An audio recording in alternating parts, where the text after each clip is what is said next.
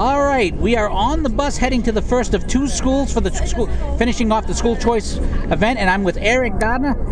Aaron, what did you think of the situation so far? What did you think of Amplify School Choice?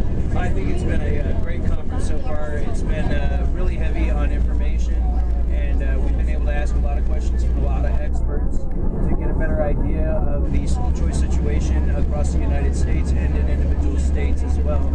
Whether it be charter schools or private schools, we've been given information that we can take out to the community and help inform them on what educational choice is all about. I was surprised at how much I learned at this place. That when you're saying the information, everything from the lawsuits to the statistics to the cooperation, just passing the laws, very tough to do. Absolutely. And one thing that I thought was really a key takeaway from yesterday that a lot of people may have overlooked was the state legislatures aren't always where the business actually happens. So a lot of us focus on the state legislature, but we don't focus, or we focus on our district school boards, but how much do we focus on the State Board of Education? A lot of the rules and regulations here in Colorado, at least, we found out that that's where it's taking place. So it's not necessarily bills that you want to get carried in the legislature or specific stuff in your local district that you may be wanting to look at, but you may be wanting to look at that State Board of Education. I thought that was a great note and a great place for many people to start who don't know. A lot of the bureaucracy and the rules that they create. I thought it was interesting how they were. The charter schools were giving exemptions for these rules, but it strikes me that if these rules are so burdensome, why do any of the schools have them? Yeah, absolutely. Yeah.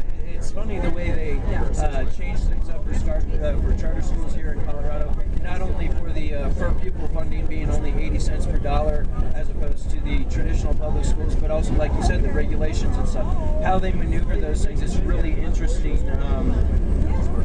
How they sometimes work to the benefit of charter schools and non-traditional public schools, but at the same time they also don't necessarily work to the benefit as well on the financial side. And on the financial side, speaking of the conference and what we learned, the growth rate of administrative staff and other staff as opposed to teachers in relation to student growth, it's absolutely amazing. We're spending so much money in our education system simply on managing the education system rather than teaching children.